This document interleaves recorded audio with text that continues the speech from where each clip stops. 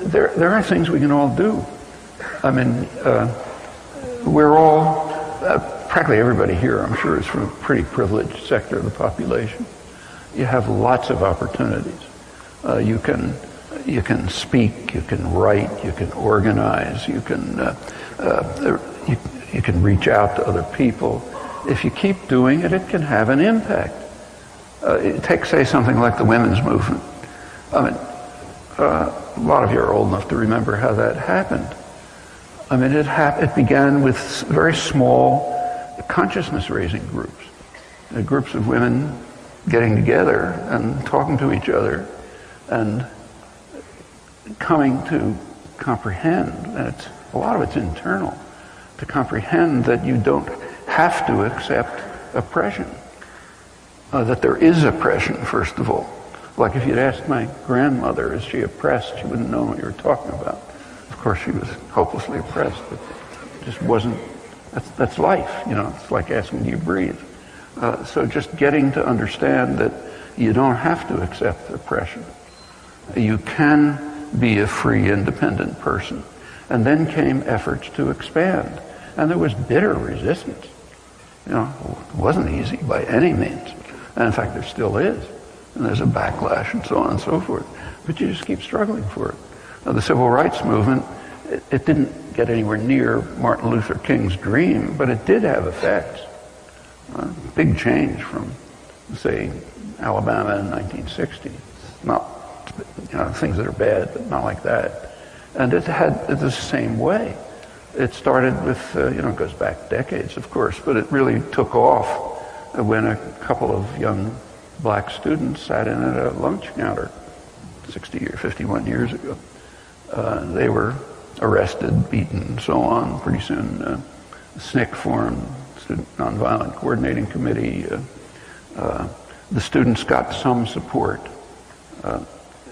And Spelman College in Atlanta, where a lot of the SNCC activists came from, there were two faculty members who supported them, Howard Zinn and Stoughton Lind, both expelled. But they did get some support, and the Freedom Riders, Freedom Buses started. There was little participation from the North. It was very brutal. People were killed, beaten, you know, not fun. I mean, I remember demonstrations as late as 1965 in the South, where there's just brutal police violence and repression. The federal marshals there kind of watching and not doing anything. But it did get some gains. It hit a limit. It hit a limit as soon as it reached the North. It's kind of striking. Martin Luther King in 1966 expanded the movement to Chicago. Then they were just dumped on miserably. It was an effort to mobilize the poor, mobilize people around slums. Moved on to the war in Vietnam. Huge antagonism. He ended up the way I described, just kind of written out of history by Northern liberals. But it did have success. And the successes are real, and we know how they were won. Same with everything else. The Vietnam War protests did reach a substantial level, but remember what it was like for years. I mean, when I started giving talks about the Vietnam War in the early 60s, it was in somebody's living room or in a church with 4 people, you know. And in fact, if we tried to do it at college, say MIT, you'd have to bring together half a dozen topics and make one of them Vietnam in the hope that somebody would show up. As late as October 65, that's after what Bernard Fall was describing, what I quoted, in Boston, which is a liberal city, you could not have a public demonstration against the war, literally. It would be violently broken up, often by students. That's a fact. In March 1966, at this time, the hundreds of thousands of troops are rampaging in South Vietnam, huge destruction, country virtually destroyed. In Boston, again, liberal city, since we couldn't have public demonstrations because they'd be broken up, we tried to have one in a church, downtown church, Arlington Street Church. The church was attacked. tomatoes, cans, defaced. Actually, there was a police contingent. I walked outside and stood next to the police captain and asked him, can't you do something to stop the defacing of the church? He said, nah, I can't do anything.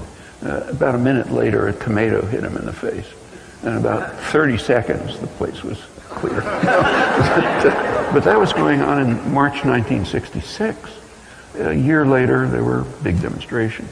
And there were no special kind of tricky strategies, just what we all know how to do.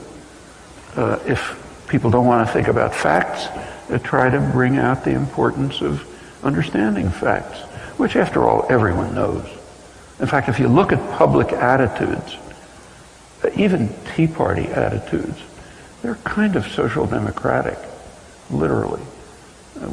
So, for example, among Tea Party advocates, and of course the rest of the population, a considerable majority are in favor of more spending for health and more spending for education. They're against welfare, but more spending to help, say, women with dependent children. That's the result of very effective propaganda. Ronald Reagan, one of his great successes, was to demonize the concept of welfare. So welfare means, for Reagan, Reaganite rhetoric, a rich black woman driving to a welfare office in a chauffeured Cadillac to take your hard-earned money and spend it on drugs or something. Well, nobody's in favor of that. But are you in favor of what welfare actually does? Yeah, that ought to be supported. And I just don't think it's true that people don't want to hear about facts. I mean, the same's true on health, on the deficit, on the things I mentioned.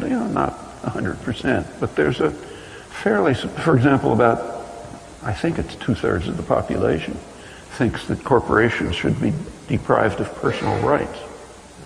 That's a pretty significant move. That would undo a century of court decisions. It's not just Citizens United, it goes back a century. And that's against the will of about 2/3 of the population. Well, all of these things offer plenty of opportunities for discussion, interchange, education, organizing, activism. The opportunities are all there. It's mostly the will to undertake them that's lacking. And it's not easy. I mean, there's costs associated with it. So, undoubtedly, even for privileged people. But, not the costs that people like us can't bear. Not that kind of cost.